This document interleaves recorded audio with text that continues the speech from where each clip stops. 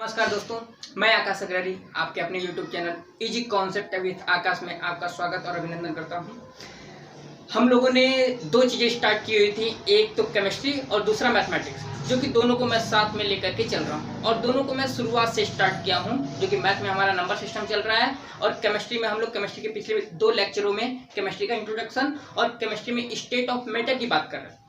State of matter की बात में हम लोगों ने ये जाना था कि स्टेट ऑफ मैटर 5 प्रकार के होते हैं, जिनमें से 3 होता है सॉलिड, लिक्विड और गैस, जिसे ठोस, द्रव और गैस बोलते हैं, जो कि प्रकृति द्वारा प्राप्त हमें अवस्था है। ठीक है, बाकी के दो जो स्टेट हैं प्लाज्मा और बीईसी, बोस-आइंस्टाइन कंडेंसेट, जो कि हम लोगों ने इसको तैयार किया है। ये दोनों स्टेट नेचुरली नहीं पाए जाते हैं। तो हम लोगों ने ठोस, द्रव, गैस को पढ़ा था। हम लोगों ने ये भी पढ़ा था कि कैसे ठोस से द्रव, द्रव से गैस, कैसे वो आपस में एक दूसरे स्टेट में इंटरचेंज करते हैं। तो आज हम लोगों को ये देखना है कि क्या होता है प्लाज्मा, क्या होता है BEC.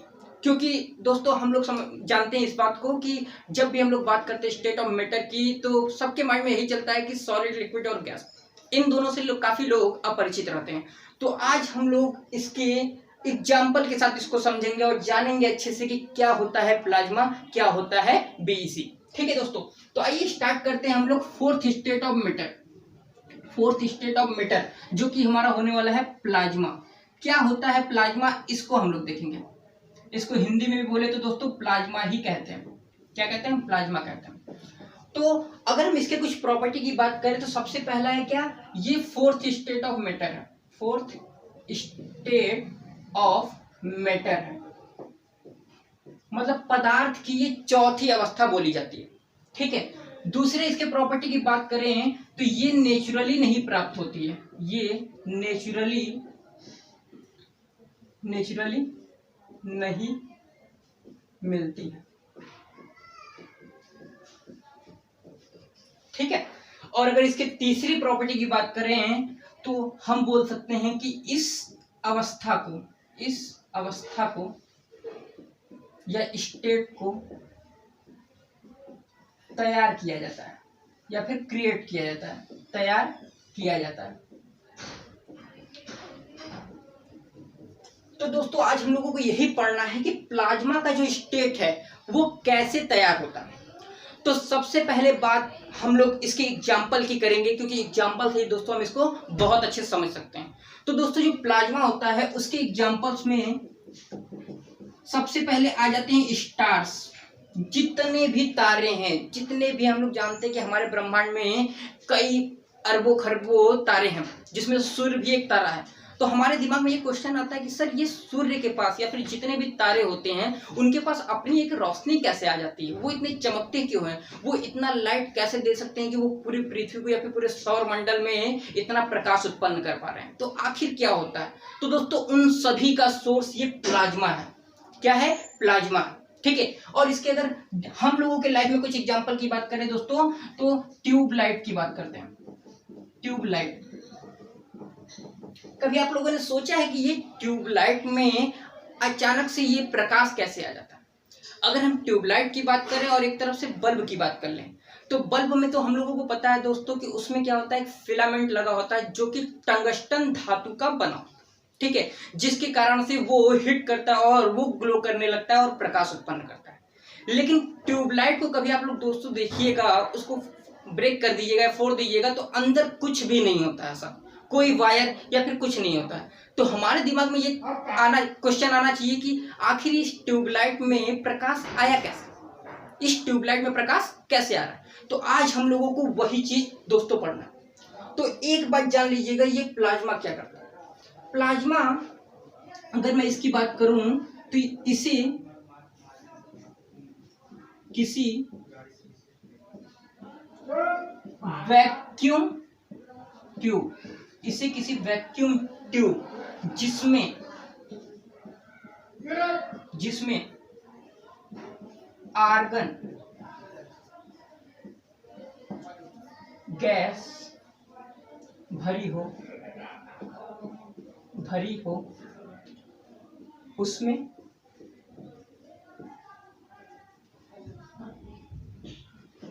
Electric current electric current flow करके प्राप्त की जा सकती है। तो प्लाज्मा स्टेट को अगर हमें प्राप्त करना है तो दोस्तों मैंने क्या बोला है, इसे किसी वैक्यूम ट्यूब ऐसा ट्यूब होता है जिसमें कुछ भी नहीं होता है, क्योंकि हम लोग जानते हैं कि जब भी हम वैक्यूम की बात करते हैं तो वैक्यूम को हिंदी में बोलते हैं निर्वात। क्या बोलते हैं दोस्तों, निर्वात। और निर्वात एक ऐसी जगह होती है जहां पे कुछ भी नहीं होता है, यहां तक कि उसमें वायु तक नहीं होनी चाहिए। ठीक है, तो वैक्यूम का मतलब क्या होता है, एकदम ब्लैंक, एकदम खाली जगह।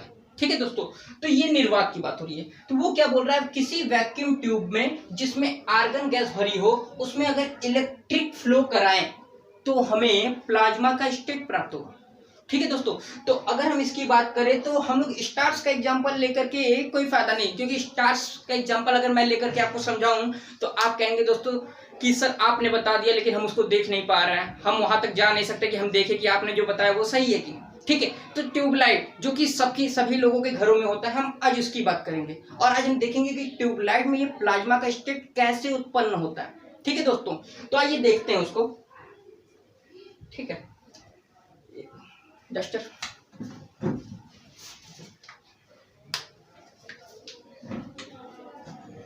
इसको मिटा देता हूं दोस्तों। देखिए दोस्तों, अगर मैं बात करूं ट्यूबलाइट की तो कुछ इस तरीके की वो नली होती है, कुछ इस तरीके के मान लीजिए वो नली है। ठीक है, जिसमें क्या भरा होता है, आर्गन गैस भरी होती है। ठीक है दोस्तों, और एक बात याद रहे दोस्तों, इस ट्यूबलाइट में ऑर्गन के साथ साथ Hg के वेपर, Hg का वेपर भी भरा रहता है। Hg किसे कहते हैं, जिसे मरकरी बोला जाता है। क्या बोला जाता है दोस्तों, मरकरी। इसीलिए कहीं कहीं आप ये देखेंगे कि कुछ लोग तो ट्यूबलाइट को मरकरी भी बोलते हैं, कहीं कहीं आप देखेंगे तो लोग बोल देते हैं कि मरकरी बुझा दो, तो इसको कुछ लोग मरकरी का भी नाम देते हैं। क्यों, क्योंकि इसमें Hg का वेपर भरा रहता है। तो देखिए दोस्तों, होता क्या है कि ट्यूबलाइट जो कि वैक्यूम रहता है उसमें कुछ नहीं होता है, तो उसके अंदर क्या होता है कि इस ऑर्गन के जो पॉजिटिव आयन होते हैं, क्या होते हैं दोस्तों, पॉजिटिव आयन इस तरीके से मान लीजिए उसके अंदर प्रेजेंट होते हैं, पहले से उसमें क्या होते हैं, इस तरीके से प्रेजेंट होते हैं। ठीक है, ये कोई वैक्यूम ट्यूब है, उसमें ऑर्गन गैस भरी है, तो उसमें जब भी हमारे मान लीजिए अभी सिर्फ मैंने ट्यूबलाइट खरीदा है, उसको मैंने इलेक्ट्रिक से कनेक्ट कर दिया है, तो अभी मैंने उसको ऑन नहीं किया, तो उसके अंदर सिर्फ ये होगा, उसके अंदर क्या है, सिर्फ पॉजिटिव आयन इस तरीके से बिखरे हुए हैं, क्योंकि उसके अंदर ऑर्गन गैस है। ठीक है, लेकिन जब हम उसको इलेक्ट्रिक से कनेक्ट कराते हैं और उसमें इलेक्ट्रिक सप्लाई करते हैं, मतलब कि विद्युत धारा का प्रवाह करते हैं, तो आप लोग एक बात याद रखिएगा दोस्तों, इलेक्ट्रिक करंट क्या होता है, इलेक्ट्रिक करंट का मतलब ही होता है फ्लो ऑफ इलेक्ट्रॉन। क्या होता है दोस्तों, फ्लो ऑफ इलेक्ट्रॉन, मतलब कि इलेक्ट्रॉन का जो प्रवाह होता है उसी को विद्युत धारा बोलते हैं। इलेक्ट्रिक करंट का मतलब क्या हो गया, विद्युत धारा। और ये क्या होता है, फ्लो ऑफ इलेक्ट्रॉन, मतलब कि इलेक्ट्रॉन की जो प्रवाह होती है। एक बात याद रखिएगा दोस्तों, अगर विद्युत धारा की दिशा इधर होगी तो इलेक्ट्रॉन का जो प्रवाह होता है उसके विपरीत होता है। ये क्वेश्चन कई बार पूछे गए हैं कि अगर विद्युत धारा की दिशा इधर है तो इलेक्ट्रॉन की दिशा उसके किस दिशा होती है, उसी की दिशा में होती है, उसके विपरीत होती है, या फिर किसी अन्य दिशा में। तो विद्युत धारा का जो भी दिशा होगा उसी के विपरीत दिशा में इलेक्ट्रॉन की दिशा होती है। ठीक है दोस्तों, तो देखिए होता क्या है कि जब ट्यूबलाइट इस तरीके से लगा होता है और जैसे ही हम लोग घर में ट्यूबलाइट का स्विच ऑन करते हैं तो होता क्या है कि इलेक्ट्रिक सप्लाई होता है, और इलेक्ट्रिक सप्लाई में हो क्या रहा है, फ्लो ऑफ इलेक्ट्रॉन। तो उसके अंदर क्या होता है, तेजी से इलेक्ट्रॉन का फ्लो होने लगता है, इसके अंदर तेजी से इलेक्ट्रॉन का फ्लो होने लगता है। और इलेक्ट्रॉन तेजी से क्या होता है कि प्लस के साथ, पहले ही आपको पता है कि इसके अंदर बहुत सारे प्लस आयन हैं, तो ये प्लस आयन, और मैं उसको दे क्या रहा हूं, निगेटिव आयन, मैं उसको क्या दे रहा हूं, निगेटिव आयन। तो ये प्लस और माइनस तेजी से आपस में टकराते रहते हैं, और आपको पता है कि इसके अंदर पहले से मिलियंस ऑफ पॉजिटिव आयन्स होते हैं, और जब मैं इलेक्ट्रिक सप्लाई करता हूं तो मिलियंस ऑफ निगेटिव आयन भी जाएंगे, और ये जब दोनों आपस में टकराते हैं तो एक स्पार्क जनरेट होता है। क्या जनरेट होता है दोस्तों, एक स्पार्क, मतलब कि एक लाइट उत्पन्न होती है जिसके कारण से वो हम लोग प्रकाश प्राप्त कर पाते हैं। तो आई थिंक दोस्तों ये कॉन्सेप्ट आपको समझ में आया होगा और आज आप ये समझ पाए होंगे कि ट्यूबलाइट आखिर में जलती कैसे है, और आप ये भी समझ पाए होंगे कि प्लाज्मा स्टेट होता क्या है। जब ये पॉजिटिव और निगेटिव आयन आपस में टकराते हैं और जो प्रकाश उत्पन्न होता है वही होता है दोस्तों प्लाज्मा। तो सूर्य से जो प्राप्त रोशनी होती है या फिर तारों से जो हमें रोशनी मिलती है या फिर उनकी जो चमक दिखाई देती है वो सारे के सारे स्पार्क की वजह से ही होते हैं, जबकि वहां पे आयनों का क्या होता है, आपस में कोलिजन होता है, आयन्स आपस में टकराते हैं और टकराते हैं तो एक स्पार्क जनरेट करते हैं और जब बहुत सारे स्पार्क मिलते हैं तो बहुत एक अच्छा खासा लाइट उत्पन्न किया जा सकता है। ठीक है दोस्तों, तो ये था हमारा प्लाज्मा। इसमें हम लोगों ने प्लाज्मा के बारे में सारा कुछ जाना। तो आई थिंक आज के बाद आप लोगों को प्लाज्मा में कोई भी कंफ्यूजन नहीं होगा। तो इसके बहुत सारे एग्जांपल भी मैंने दे दिए, स्टार्स और ट्यूबलाइट। तो आइए समझते हैं बीईसी, बोस-आइंस्टाइन कंडेंसेट।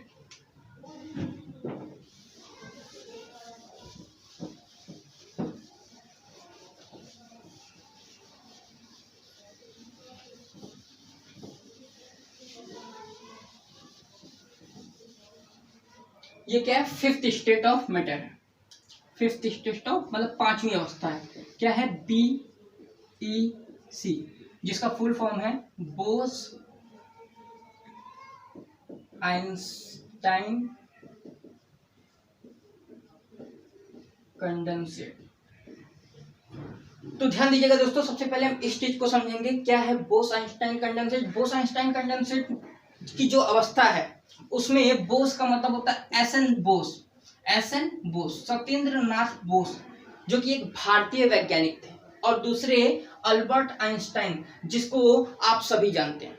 तो हुआ क्या था कि सत्येंद्र नाथ बोस और आइंस्टाइन दोनों ने 1920 सन 1920 में पदार्थ की पांचवी अवस्था का पता लगाया था। पदार्थ की पांचवी अवस्था का पता लगाया था, जिसको इन्होंने नाम दिया बोस आइंस्टाइन कंडेंसेट। तो इन दोनों की मदद से ही ये पदार्थ की पांचवी अवस्था जनरेट हुई है। तो आप कहेंगे सर ये तो हो गया बोस, ये हो गया आइंस्टाइन, अब इस कंडेंसेट का क्या मतलब होता है।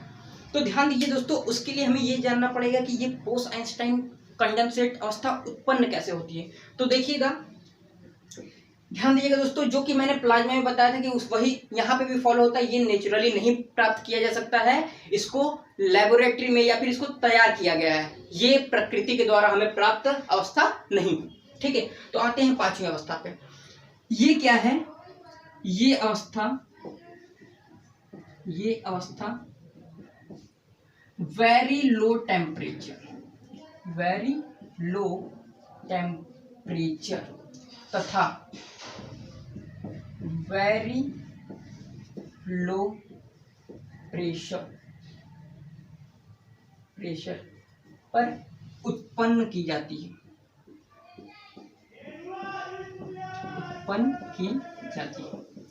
तो इसका मतलब है कि मुझे कुछ ऐसा पदार्थ लेना पड़ेगा कि जिसको मैं बहुत ही लो टेम्परेचर और बहुत ही लो प्रेशर पर ले जा करके एक नई अवस्था प्राप्त कर सकता हूं।